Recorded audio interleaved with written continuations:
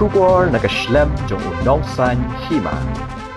Nongelam kaliang persya hapo kaying dorbar tawan ka council barobalong ru chief executive member barim jong ka KHADC uba Tito Starwell Khan ulaong ba kala bandon arjing mon hagabay ba kajing bo ya ka delimitation committee namar kala bandon kajing kermen hagaban pentray kam nya ka hernet ka bahenreo jong ka ritisan char ka ri namar hadin baladat ban pentray kam nya ka an ka barim ka an ka bathamai jong ka hernet ka bahenreo kala bandon kajing penkeo hagabay day bat ki seat jong ki MDC henry la dakam don ka an ka ban pentray kam ka jing thmu ban penbet ki constituency ka long ka babiang henry ka songpat ha ka isi hadu lano ka aipor ya ka delimitation committee ban pendem ya ka kam shisho na kalyang ba titos habaya keran bat kilat pathai khubor ulaong ba unsa pha da ka jing tho asha u chief executive member uba penyait sings im lani sha u chairman ka council halor ka jing dawa ba ka delimitation committee ka dai ban don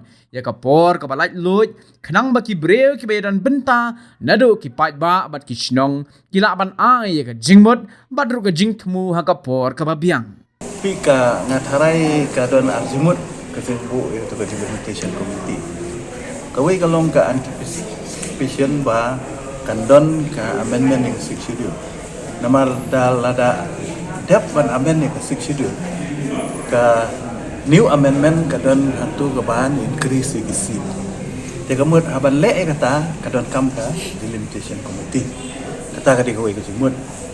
Kabaar pat kalong ba lada amdan makna kata ka amendment.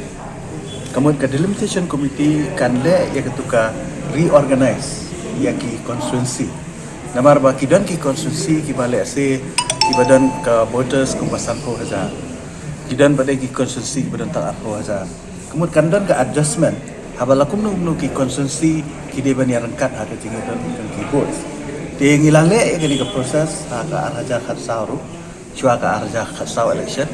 Kaba ni penmi ya ka umsling konsumsi yang terpor bat ni pendu yang ketika like kerok konsumsi te kani ketika proses kaba long legally te like nanta ngam dani ai ban comments ka syong pat ha ka isi lanu ka aipor yang ketika delimitation committee bahkan pendap ka na kalian kajungi kung magmu nongelam ka kalian persa dengan sa tho yang ini sa keren yang ini apa isi au CM le chairman ba lakum no ka delimitation committee ke bandan ni time frame nang baki stakeholder lani kita ki beliau ki belong affected lani ki pat ba lani ki shnong kila ban submit ka representation joki apa por ka kam de ban kata namar ba tang ban reorganize konsumsi kamut ba win ban por ne ban extend out dan re hadi so ka jonga hi ka seba ka reorganize konsumsi ni ban po si benaya ba.